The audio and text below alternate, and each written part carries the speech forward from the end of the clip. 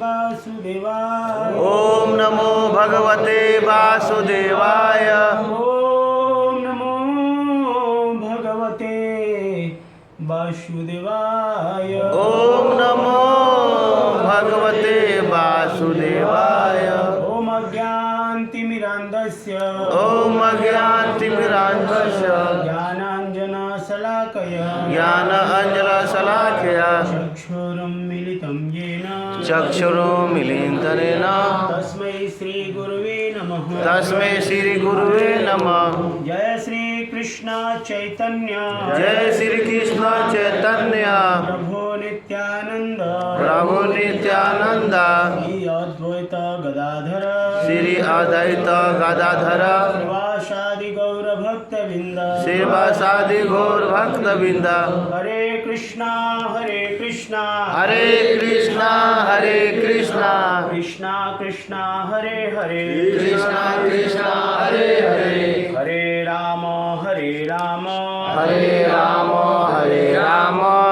राम हरे हरे राम राम हरे हरे हरे कृष्ण हरे कृष्ण। राधा वृंदावन चंद्र भगवान की जय।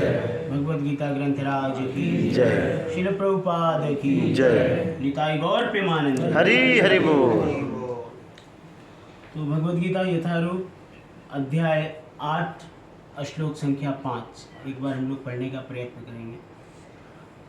पहले हम लोग 7 विषय के बारे में चर्चा किए हैं।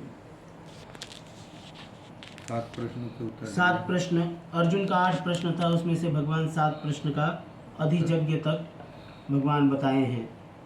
अध्यात्म, अधिभूत, अधिदेव, अधियज्ञ, इसके बारे में भगवान बताए हैं। अब ये श्लोक बहुत महत्वपूर्ण है क्योंकि इस श्लोक से लेके और 28 नंबर ये अध्याय के लास्ट श्लोक तक भगवान एक ही प्रश्न का उत्तर देते हैं। तो एक बार हम लोग पढ़ने का प्रयत्न करेंगे श्लोक। हरे कृष्ण। हरे कृष्ण। अंतकाले च मामेव स्मरन् मुक्त्वा कलेवरं य प्रयाति समद्भावं यात्री नास्त यत्र संशयः। हरे कृष्ण। हरे कृष्ण। अंतकाले च मामेव स्मरन् मुक्त्वा कलेवरं य प्रयाति समद्भावं यात्री नास्त यत्र संशय। हरे कृष्ण। हरे कृष्ण। अनुवाद इस प्रकार है कि और जीवन के अंत में जो केवल मेरा स्मरण करते हुए शरीर का त्याग करता है, और जीवन के अंत में जो केवल मेरा स्मरण करते हुए शरीर का त्याग करता है, वह तुरंत मेरे स्वभाव को प्राप्त होता है। इसमें रंच मात्र भी संदेह नहीं है। तो यहाँ पे एक प्रश्न है कि भगवान का स्वभाव कैसा है। भगवान का स्वभाव कैसा है?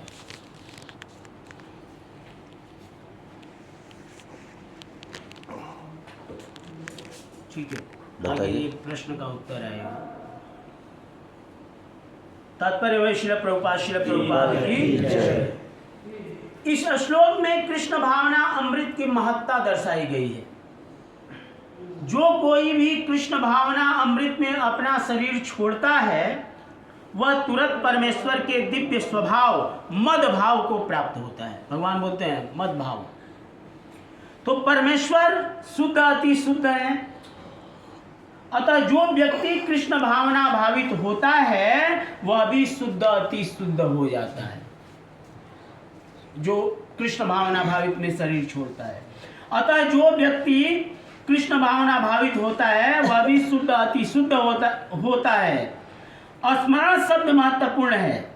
श्री कृष्ण का स्मरण उस अशुद्ध जीव से नहीं हो सकता जिसने भक्ति में रहकर कृष्ण भावना अमृत का अभ्यास नहीं किया है।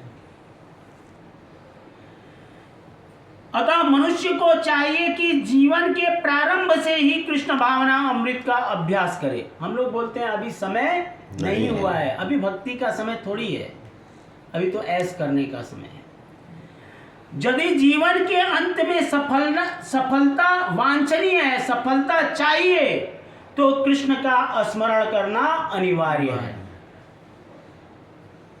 अतः मनुष्य को निरंतर हरे कृष्णा कृष्णा कृष्णा कृष्णा हरे हरे हरे राम राम राम हरे हरे इस महामंत्र का जप करना चाहिए। भगवान चैतन्य महाप्रभु ने उपदेश दिया है कि मनुष्य को वृक्ष के समान सहिष्णु होना चाहिए। वृक्ष देखिए, बारिश धूप सब कुछ सहता है। प्रभु जी बोलते हैं कि अगर एक आम का वृक्ष है, उस पर कितने बच्चे पत्थर मारते हैं, कितने लोग पत्थर मारते हैं, डंडा मारते हैं। वो भी कभी गुस्से में आए, बोले कि एक डाल गिरा देता हूँ तुम्हारे ऊपर तो हमारा कल्याण हो जाएगा, है ना। लेकिन कितना कुछ सह के भी वो कितना सुंदर फल देता है हमको, कितना सुंदर छाया देता है हमको। तो वृक्ष से हमको तृणादपि सुनीचेन तरोरपि सहिष्णु नाम अमानी न मान देना कीर्तनया सदा हरि, ये घास सिखाता है हमको। तृणादपि सुनीचेन,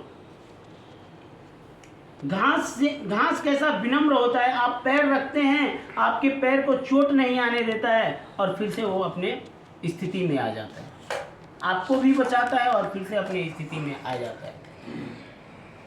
और हम लोग का थोड़ा सा अपमान हो जाता है, कोई कुछ बोल दे, अपना अपमान तो बहुत दूर की बात है, कोई थोड़ा कड़क बोल दे, फिर देखे हम कितने कृष्ण भावना भावित हैं, मालूम पड़ जाता है। तो भगवान चैतन्य ने उपदेश दिया है कि मनुष्य को वृक्ष के समान सहिष्णु होना चाहिए। वही श्लोक बोले, हरे कृष्णा कृष्णा कृष्णा हरे हरे हरे राम राम राम हरे हरे का जप करने वाले व्यक्ति को अनेक व्यवधानों का सामना करना पड़ सकता है, बहुत सारा समस्या उसके सामने आ सकता है, तो भी इस महामंत्र का जाप करते रहना चाहिए। ये समस्या आया है तो समाधान भी वहीं से आ जाएगा, हम अगर निरंतर करते हैं तो, जिससे जीवन के अंत समय में कृष्ण भावना अमृत का पूरा लाभ प्राप्त हो सके। अगर हम लोग को पूरा लाभ प्राप्त करना है तो हमको हमेशा महामंत्र का जाप करना है, कृष्ण को याद करना है, हमेशा। एक बोलते हैं हमेशा कृष्ण को याद करना है और कभी कृष्ण को नहीं भूलना है। तब देखिए, अगर कोई कहता है, कोई एक फल ड्रैगन फ्रूट है, उसको जो व्यक्ति नहीं जानता है, नहीं पाया है, वो नहीं समझ सकता है, लेकिन जो व्यक्ति उसको पाया है, उसका स्वाद जानता है, वो ड्रैगन फ्रूट का नाम लेते हुए उसको याद आ जाएगा, है ना। तो अगर भगवान का रस किसी को मिल गया, भगवान का नाम का रस अगर किसी को मिल गया तो अंत समय में उसको याद आ जाएगा। लेकिन रस पाने के लिए हमको भगवान का नाम अनवरत लेना पड़ेगा। जैसे अभी प्रभु जी इतना सुंदर धुन में भजन गाते हैं ना, प्रभु जी गाते हैं, सबको आनंद आता है। मैं गाता हूँ, किसी को नहीं आता, वो अलग चीज है। लेकिन प्रभु जी गाते हैं, सबको आनंद आता है। लेकिन यही प्रभु जी अगर एक ही धुन रोज गाएं महामंत्र तो भी सबको आनंद आएगा। लेकिन यही प्रभु जी अगर एक ही फिल्मी धुन रोज यहाँ पे गाएं तो किसी को आनंद नहीं आएगा। क्यों? उसमें रस नहीं है, उसमें वो रस नहीं है। और जैसे भगवान का नाम हम लोग ले रहे हैं ना, दिन प्रतिदिन रस बढ़ते जाता है, कम नहीं होता है। नाम में वो शक्ति है, नामकारी बहुधा निज सर्वशक्ति। भगवान और भगवान के नाम में कोई फर्क नहीं है। इसके लिए रस का आस्वादन, देखिए, एक बार आप सब लोग स्टार्टिंग में हनुमान चालीसा पढ़े रहेंगे, है ना, एक बार पढ़े रहेंगे, उतना आनंद नहीं आया रहेगा। लेकिन जैसे जैसे हनुमान चालीसा आपको याद हो गया और तब पढ़े रहेंगे तो सोचिए आप लोग सबका अनुभव रहेगा। इसके लिए मैं हनुमान चालीसा का बोला, सबको अनुभव रहेगा और आनंद आता है और राग से और अच्छे से गाते हैं। ऐसे ही अगर आज हम भगवत गीता का एक श्लोक याद कर रहे हैं, कल याद कर रहे हैं, एक बार भगवत गीता पढ़ रहे हैं, 2 बार पढ़ रहे हैं, जितना बार भगवत गीता पढ़ते हैं उतना नया नया रस मिलता है भगवत गीता से, उतना बार नया नया रस मिलता है। ये रस खत्म होने वाला नहीं है। हमारे गुरु महाराज क्या नाम प्रभु जी, भगवत गीता डिप्लोमा कोर्स कराते हैं, मधुसूदन विष्णुदास प्रभु जी। एक्चुअली वो भूटान से भगवत गीता डिप्लोमा कोर्स कराते हैं। वो प्रभु जी क्या बोलते हैं कि मैंने भगवत गीता को 100 बार पढ़ा है, ठीक है, अभी तक मैंने भगवत गीता को अच्छे से समझ नहीं पाया।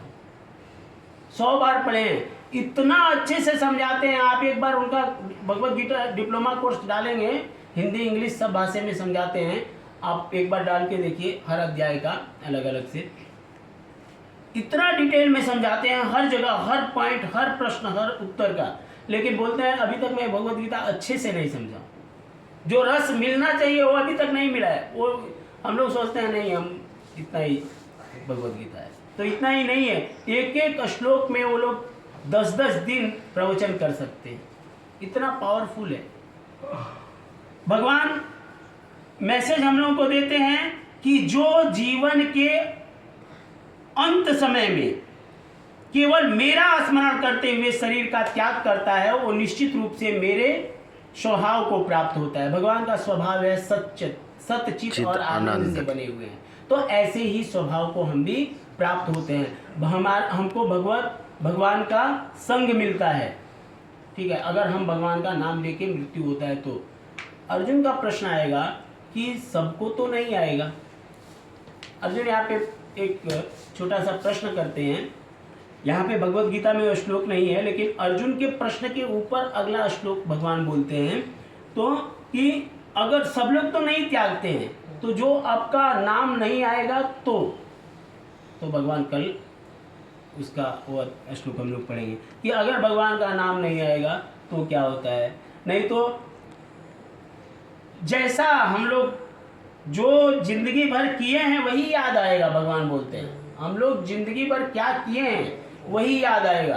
तो अगर जिंदगी भर हम कुछ गलत कार्य किए हैं और अंत समय में चले हैं भक्ति करने तो याद नहीं आएंगे भगवान। इसके लिए भक्ति का कोई उम्र नहीं है। जब ही से हम लोगों की चेतना भगवान से मिलने लगी, भगवान के प्रति हम लोगों को श्रद्धा होने लगा, तभी से हम लोगों को भक्ति में आ जाना चाहिए। हरे कृष्ण। श्री राधा वृंदावन चंद्र भगवान की जय, श्री प्रभुपाद की जय, निताई गौर प्रेमानंद। कुछ गलती हुआ तो क्षमा करिए। हरे कृष्ण। रोज गलती होती है। हरे कृष्ण। हरे कृष्णा।